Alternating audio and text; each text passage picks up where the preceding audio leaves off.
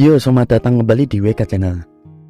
Kali ini aku akan melanjutkan alur cerita manga Fumetsu no Atare chapter 165. Sebelumnya Satoru atau Jubah Hitam memberitahu kepada Fushi dan yang lainnya bahwa dirinya akan pergi untuk selamanya dan akan menjadi Satoru sepenuhnya, anak kecil biasa tanpa ingatan Jubah Hitam, tanpa kekuatan kekalnya. Oke, kita lanjutkan saja di chapter 165. Fushi dan Jubah Hitam bisa menciptakan apa saja yang mereka inginkan. Fushi berubah wujud menjadi saudaranya Idi untuk melihat isi dalam pot Jubah Hitam.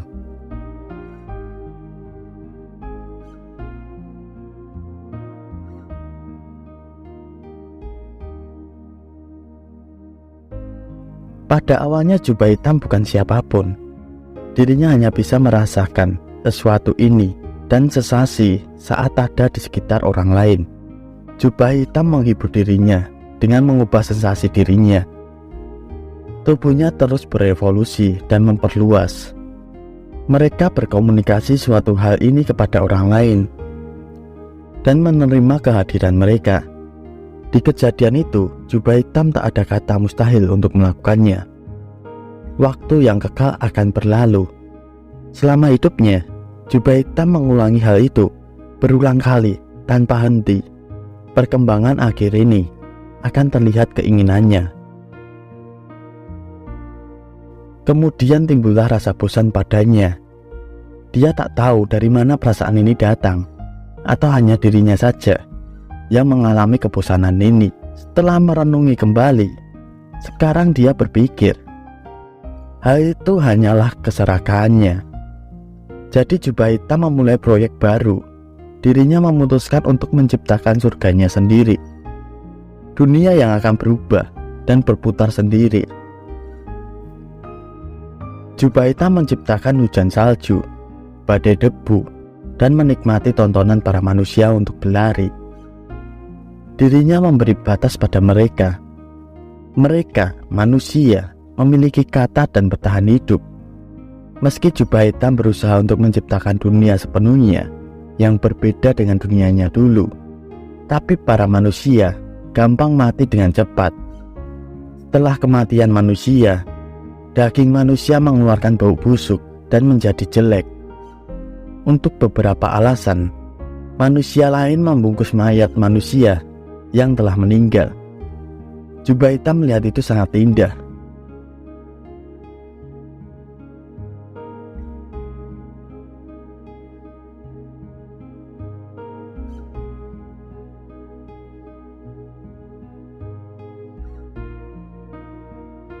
Dalam beberapa kasus yang disebabkan manusia, Jubah Hitam mulai mempunyai keinginan masuk ke alam para manusia. Dirinya berpikir bahwa merasakan sensasi hidup menjadi manusia tidaklah terlihat buruk untuk mengakhiri perjalanannya. Tapi untuk melakukannya, Jubah Hitam membutuhkan seseorang untuk mengolah dunia ini atau mempertahankannya untuk menggantikan Jubah Hitam. Jadi Jubah Hitam menciptakan kaum Gerabah atau kaumnya Idi dan menguji coba dengan menyimpan informasi di dalam pot. Tetapi dunia ini tidak dirancang untuk hidup panjang seperti yang lainnya. Kaum Gerabah mati dengan sangat mudah. Jadi Jubah Hitam menciptakan sesuatu yang unik, makhluk dengan tubuh tanpa batas. Meski keabadiannya akan hilang, Jubah Hitam senang bahwa pada akhirnya dirinya dapat mengabulkan keinginannya sendiri. Adegan pindah ke panti asuhan. Kue ulang tahun untuk Satoru. Jubah Hitam mengingat kejadian dulu. Awal Fushi bersamanya. Di awal emang dirinya selalu bersama Fushi. Fushi juga teringat kenangan bersama Jubah Hitam dulu. Setiap detik kenangan mereka terhapus perlahan, sampai akhirnya hilang bersama api lilin ulang tahun Satoru. Sumpah cuy, ini jika masuk di animenya, kalian pasti merinding. Karena meskipun seburuknya Jubah Hitam, dialah orang tuanya Fushi. Dia melakukan semua itu untuk Fushi menjadi pewarisnya.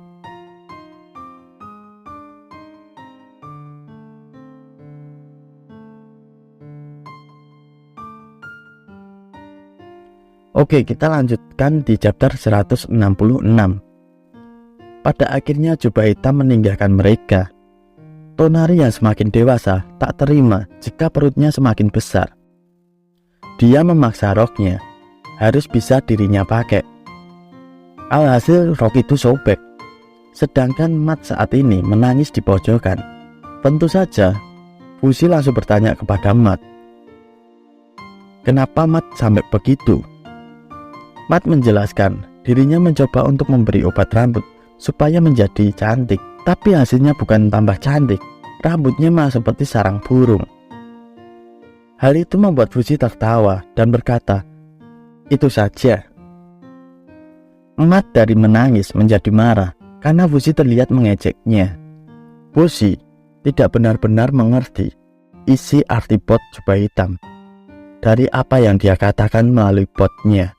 Tapi Fuzi merasakan sepertinya jubah hitam mengajarkan Fuzi bahwa sebaik apapun kehidupanmu, kadang-kadang kamu akan merasakan kebosanan dan tidak ada rasa cukup untuk kehidupan ini. Gugu merasakan sesuatu yang hilang dari tubuhnya. Yang dipikirkan Gugu adalah ototnya, otot untuk bekerja. Fuzi saat ini tak akan membuat masalah atau apapun, karena di kehidupan sekarang tak ada yang buruk. Sisanya adalah masalah Fuzi dan kawan-kawan. Fuzi harus membuktikan bahwa tubuhnya dan kawan-kawannya tidak gampang untuk diambil. Lalu Fuzi menemui Mesar. Fuzi datang menemui Mesar bertujuan belajar dari Mesar, karena Mesar selalu terlihat menikmati kehidupannya. Jadi Fuzi bisa belajar cara menikmati kehidupannya sendiri. Jika sudah tak ada teman-temannya lagi, mungkin cara ini akan memberi Fuzi pelajaran bagaimana mereka harus hidup. Aslinya, Mesar telah meninggalkan kebahagiaannya di Renrir dulu. Yang dimaksud Mesar adalah Putri Ami. Dialah kebahagiaannya Mesar. Mesar tak peduli lagi dengan apa yang terjadi sekarang. Dirinya tak akan kalah dengan dunia ini. Fokus Mesar berkembang di dunia modern sekarang. Fuzi pikir zaman ini memang lebih baik daripada zamannya Fuzi dulu. Terus Fuzi menemui Hilo. Hilo menjelaskan pada Fuzi, Mesar tuh hanya menggunakan alkohol dan judi untuk membuat otak dan perasaannya senang. Itu semua hanya halu. Fuzi tak bisa menyebut itu kebahagiaan. Dengan itu Fuzi bertanya pada Hilo, apa dirinya tahu makna kebahagiaan? Hilo langsung menunjukkan selembaran kertas yang berisi bahwa Hilo sudah mendapatkan sertifikat resmi untuk membuat kue. Fuzi tak mengerti kenapa Hilo senang dengan itu. Tapi jika Hilo senang, Fuzi juga senang dan memberi selamat kepada Hilo. Hiro atau Hilo memberitahu Fuzi bahwa kebahagiaan adalah sesuatu yang dicapai melalui upayanya sendiri. Saat itu Idi belajar chat sederhana ke Fuzi. Idi belajar banyak hal dari orang tuanya Yuki, yang membuat Fuzi berpikir bahwa beberapa jenis kebahagiaan dapat ditunjukkan kepadamu oleh orang lain. Kayak bertanya perasaan Fuzi sejak jubah hitam pergi. Apa Fuzi sudah memulai sesuatu yang baru?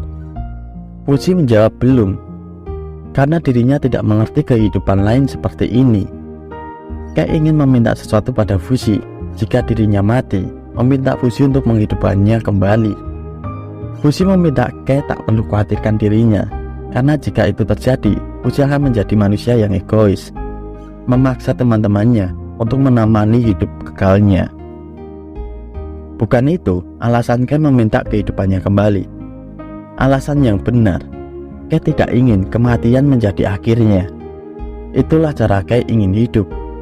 Fuzi menjawab oke. Aku mengerti. Seseorang Kei juga menunjukkan jalan kepada Fuzi. Saat itu Bon menjemput mereka untuk merayakan Hiro yang telah mendapatkan sertifikat. Fuzi terkejut Bon sudah bisa mengemudi sendiri. Tapi ya namanya pemula, pasti ada yang mabuk. Saat ini Bon sudah mendapatkan SIM-nya sendiri. Fuzi masih tidak percaya bahwa Bon bisa mengemudi dengan benar. Bon mencoba menenangkan Fuzi, tak perlu khawatir. Semua selalu berjalan baik bagi mereka, dan mereka akan terus berjalan dengan baik. Cat dengan cepat meminta Fuzi menciptakan tubuhnya jika terjadi apa-apa, sedangkan Matt hanya menangis pasrah di pojokan. Dalam pikiran Fuzi, hal ini benar. Meski hidup mereka mulai dari yang tak sempurna, mereka masih punya masa depan yang panjang di depan mereka. Jadi, Fuzi setidaknya ingin menghargai sesuatu yang menyenangkan di momen-momen ini. Hari-hari pun berlalu. Fuzi tak sengaja bersenggolan dengan seseorang anak. Sampai kunci anak itu terjatuh. Fuzi mengambilnya. Anak itu adalah Satoru, atau yang dulunya jubah hitam. Mukanya sekarang ceria dan ramah. Satoru berterima kasih. Di kejauhan temannya sudah menunggu Satoru. Wajahnya sudah berubah, sikapnya juga sudah berubah. Sekarang Satoru mempunyai teman-teman seumurannya. Fuzi ikut senang melihat kehidupan baru jubah hitam.